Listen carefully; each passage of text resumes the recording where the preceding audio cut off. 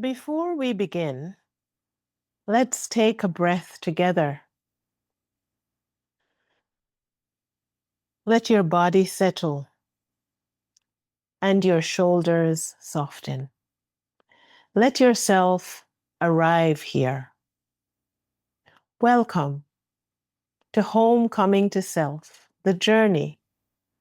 I am your host, Sylvia Morrison. Today, I want to talk about what happens after you begin trusting yourself again. When you know something is true, but you're not quite sure how to live it day by day. If you've ever thought, I know there's more for me, I just don't know how to live it without burning myself out, this episode is for you. I'm so happy that you are here. I'll tell you a personal story. Long before I became a certified dream builder coach and a life mastery consultant, I was already living my purpose as an educator and as a humanitarian.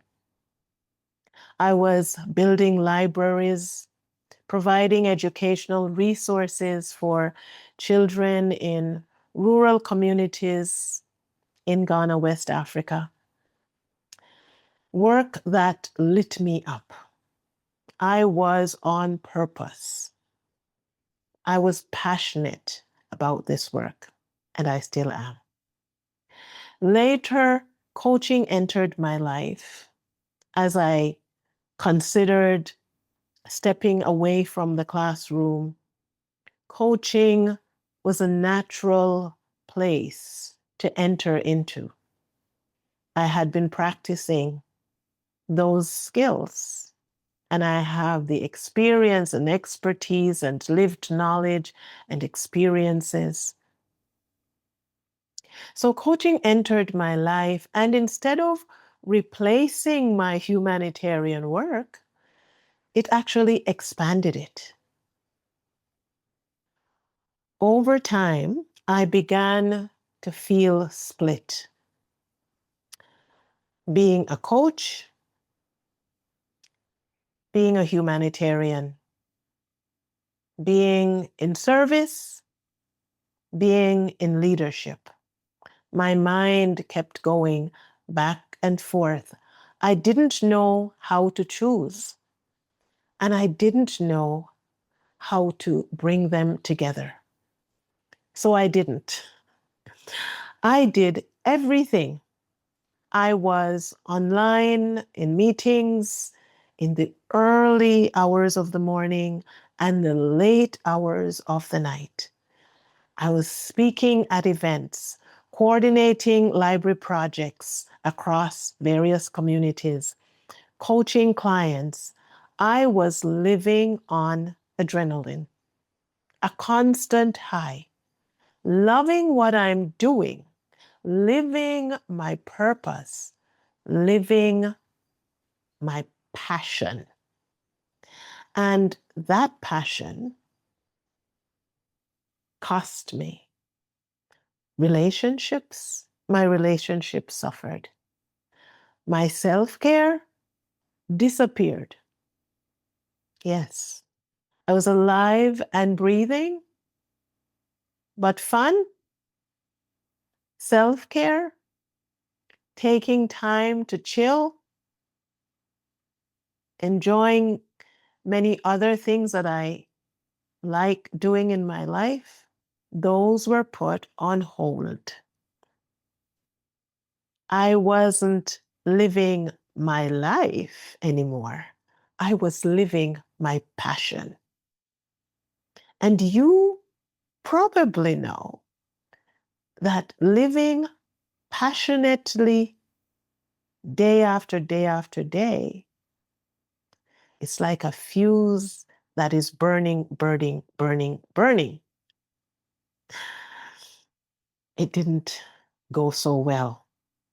Even though I knew that the pace wasn't sustainable, I kept going because somewhere inside me lived this belief that if I pause from doing some of the things that I'm doing, serving in the way that I am serving, coaching, leading, practicing in the ways that I show up, I would be letting somebody down. And I didn't want to let anyone down. There were people who were depending on me in various ways. And so purpose meant sacrifice. Rest felt selfish. Stopping, that felt dangerous. So I kept going. Eventually, my body, my wise body, made the decision for me. During a physical breakdown, yes, I said that, physical breakdown, I found myself on my bathroom floor, partially conscious. It was after a day, a beautiful day, living passionately. That morning, I had a talk. I went and did a talk for an audience of over 600 educators and parents. And I came home from that meeting, that event, and I had 2 online meetings back to back, followed by a short break and a coaching session. And by the end of all that, late in the afternoon, I walked into my bedroom, threw myself on the bed, thinking, I'm just going to take a moment here. Smile on my face. I had been on a high that day. It just felt so good. All the things I did that day, every place in which I was that day, I loved it. I loved the transformation that I was causing in my life and other people's lives. But in this moment, here I was on my bathroom floor. How did I get there? I don't know. I was unconscious. Don't know what happened or how it happened. And so as I found myself partially conscious on the floor, whispering a prayer, that's where I came to somewhat conscious. I heard myself saying, Mama, please help me. My mom had transitioned many years ago, but I know that her presence is always with me.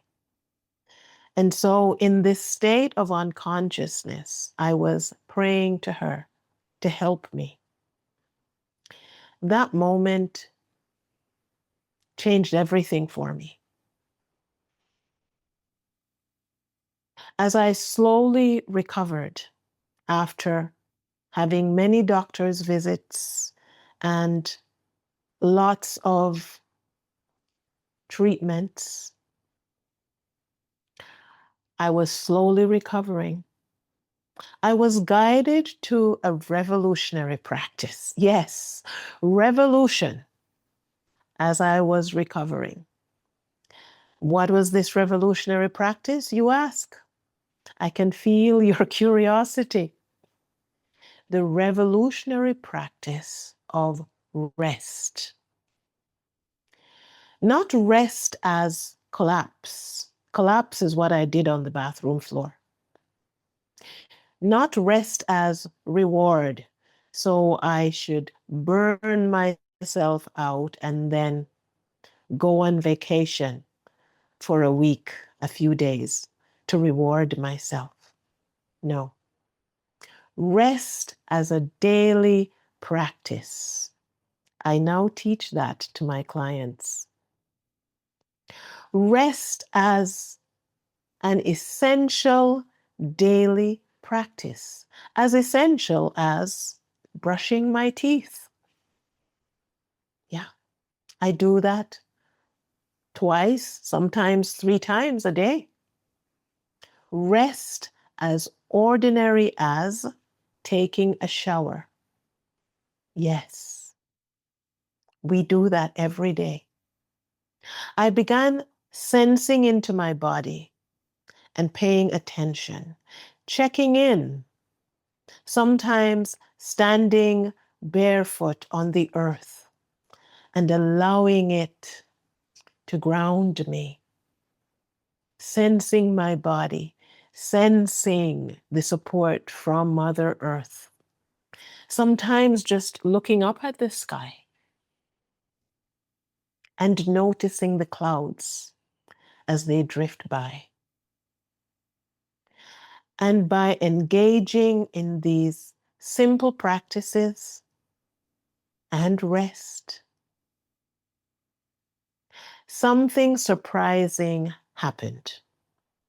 These small grounding practices didn't take me off purpose. I wasn't on holidays from my purpose. They brought me into purpose, grounded, inspired, connected, and human. You see, I forgot to be human. I was just passionately living my passion on purpose, forgetting that this human frame is what carries this soul around, and therefore honoring it means attending to it on a daily basis, moment by moment, checking in and serving it as well, this body. Here's what I've learned and what I want you to hear today. Purpose does not require sacrificing your life. I'll repeat that. Purpose does not mean or require you to sacrifice your life. Purpose lives in how you choose, how you pace yourself, how you care for your body, and how you honor your humanity.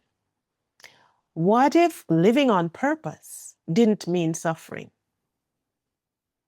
What if it meant being fully alive? Because we've believed for so long that living on purpose means sacrificing. Many women that I speak with, many women that I know, some of the women who I coach are afraid to live on purpose. And so we say, I don't know what my purpose is. Why? Because we've been taught that living on purpose means sacrificing the rest of my life. And so we wait. You put it off. You're waiting for the right time until the kids are grown, until you retire, until. But if we believed and if we came to the truth that living on purpose means being fully alive, I would choose my purpose now. Would you? I see so many women waiting for the right time, waiting for clarity, waiting for the time when they feel ready. You know why we don't feel ready? Because we think we need to sacrifice. They say to me, I don't know my purpose. I have already waited too long. I don't have the skills. These are some of the reasons that I hear from women. And I wonder, what if the reason purpose feels so distant is because it's been framed as something that must hurt? Is that the reason? Could that be the reason? We think, we've been told, we've heard, we believe that living on purpose will hurt. You must sacrifice everything to follow your dream. I'm here to tell you it is not so. You can live on purpose, fully alive, having fun, attending to your human frame, and serving your purpose. This week, I invite you to choose one small embodied practice that will help you to feel grounded, grounded in your body, grounded on the earth. Not anything dramatic, not anything performative, something simple. Just one small way of honoring your body and your truth. That is purpose being practiced. Take a deep breath in and exhale. We're here to live on purpose. We are here to live on purpose. You're already here and you already know more than you think. Purpose isn't waiting for you to collapse like I did. I'm here to support you so that you don't have to collapse. Purpose is not calling you to burn your life down. No, no, no. Purpose is you living and trusting what you already know. I'll repeat that. Purpose is you living and trusting what you already know. It is within you. And what is within you for you to bring out will save you. And what is in you for you to bring out that you choose not to bring out could destroy you. So, as you come to the realization that purpose is you living and trusting what you already know, I want to say thank you. Thank you for being here with me for this episode of Homecoming to Self, the Journey. In our next episode, we'll explore what it means to cross the threshold, to meet fear with courage, without drama. So until then, be gentle with yourself and keep coming home to you. Homecoming to Self, the journey. Thank you so much for listening. If something you heard stirred your heart, I invite you to join My Sister's Circle, a private Facebook community for midlife women. This is a sacred space in which we slow down, reconnect, and rebuild confidence in community.